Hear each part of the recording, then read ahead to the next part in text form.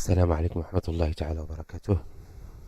Aujourd'hui, j'aimerais bien partager avec vous l'intervention par rapport à Municipal Reform called Bring Voting Right to the Some Recent Immigrants et intervention d'un Marocain qui s'appelle Faisal Lucas, le White President of the Nouveau-Brunswick Multicultural Council. Il a une intervention qui est assez intéressante et ça fait plaisir de l'entendre. J'aimerais bien partager avec vous. En même temps, je partagerai aussi l'article à vous lire. Merci.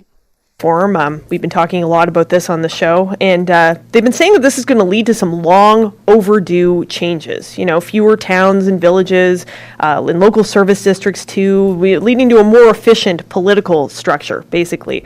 Well, Monsef Lacquis sees a chance here to do something else, and that is to finally help newcomers feel at home. One of the reforms in that paper is going to give them the right to vote in civic elections. Monsef Lacquis is president of the New Brunswick Multicultural Council. Good morning. Good morning. This is big, Monsef. This is huge and historic. You've been fighting for this for a long time. Maybe take us back to how you started advocating for this. Absolutely. Well, this goes to 2012, when I was part of a conversation that eventually was about granting permanent residents the right to vote at municipal elections. 2014, I decided to make this official by bringing this as a 21 Inc. project, as a community project. And I started a conversation, went to every council that would listen to me. Usually back then it was myself and Thomas Rafi, Alex Leblanc, and others that actually decided to make this a plan. We presented the project to Dieppe, Moncton, Fredericton, the Cities Association, the Union, the FMNB, which is Francophone Association as well. And every single organization we spoke to voted in favor of this project because it just makes sense. What we're telling immigrants is you have every right the Canadian citizen does, except one thing and one thing only. You cannot vote. But you can buy a house, you can pay taxes, you can work, you can send the kids to school, you can live a normal life. But once every 4 years, you cannot express your voice civically and engage in the political process by expressing your voice at any election. And what was the rationale for that? Why did they not want permanent residents to vote? Well, let me just go back in history. In New Brunswick, back until the 90s, was granting permanent residents the right to vote at municipal elections. So this is something that was possible until they decided to merge the political lists, if I'm not mistaken, the federal, provincial, and municipal one, just to make one. What we did, actually, we just excluded a lot of residents and citizens from the political process just by making sure that it's just for convenience. What we're trying to do is just let's make sure that thousands of people that are considering New Brunswick home, that are working hard, that are contributing in any way possible, that are raising children here and getting married and studying and working and starting businesses, do also feel at home by expressing their voices at least the local level, which is the closest to them, by expressing their voices and engaging in something that matters to them, which is at least deciding the people that will represent them at City Council. So if you're a permanent resident right now and you show up at a civic election, what happens? Do they say go home? That's it. Sir, or ma'am, or whatever it is, you cannot vote.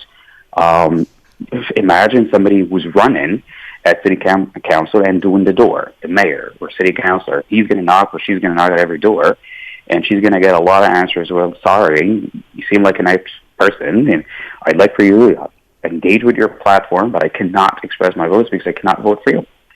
I get the sense you've had this conversation with candidates that you've talked to. Well, I felt it because when I ran the city council back in 2016, I met a lot of homeowners and a lot of great citizens that have been in the country for so long that love New Brunswick as equally as any other New Brunswicker, that do have a passion to be part of the growth and the prosperity of this province, that would love to contribute to the political process locally, but they cannot because they haven't been given the opportunity, because it doesn't matter back then, but it does today.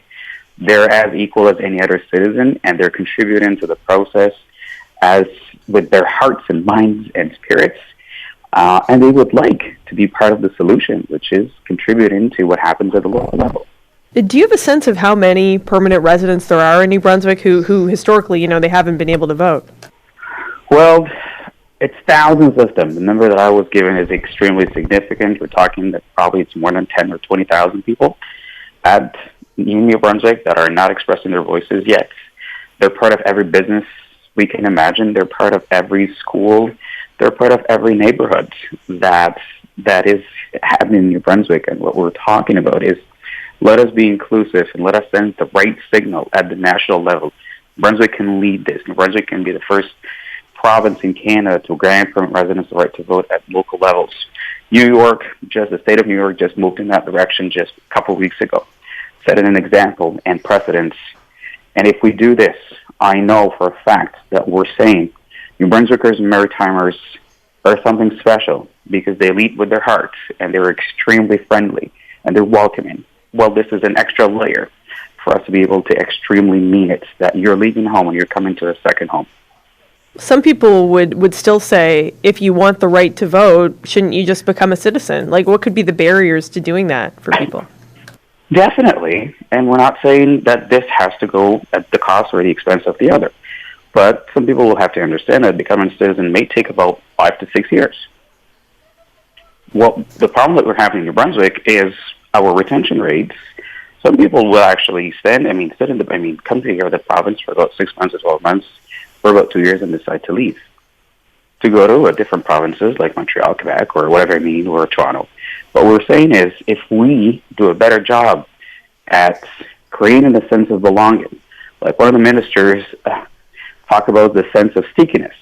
If we have something special that they don't have anywhere else in Canada, where this is home, they can work, they can start businesses, they can get jobs, and they can also contribute to the political process, which is something extremely special for them.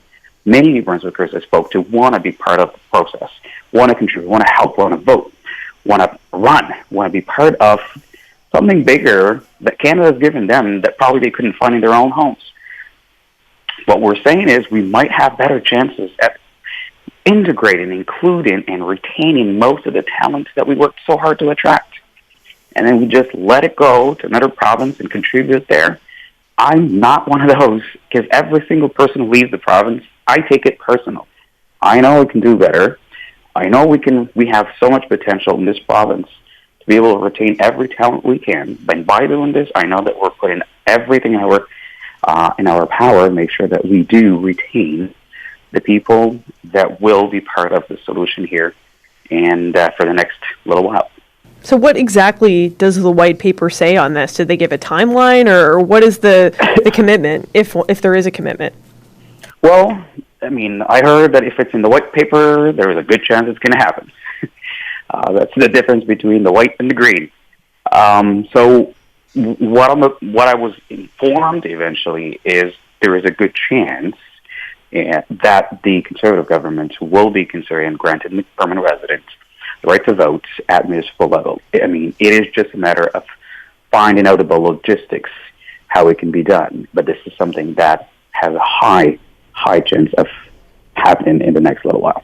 So would that require separating the voters list that you talked about that were consolidated some years ago?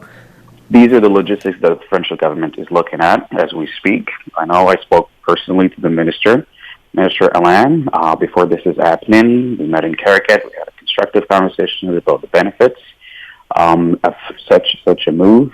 I know that we've been talking to every minister, other people as well. Dialogue New Brunswick, ASIF has been leading this dialogue at local level and further in many communities. There are petitions that are every minister and every MLA was aware of such a benefits of such a move. And I know that we had a discussion about this at the Legislative Assembly, and pretty much everyone is in favor of this.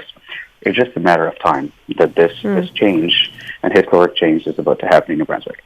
So you mentioned retention. This is one good reason to do this. It helps people feel like part of the community.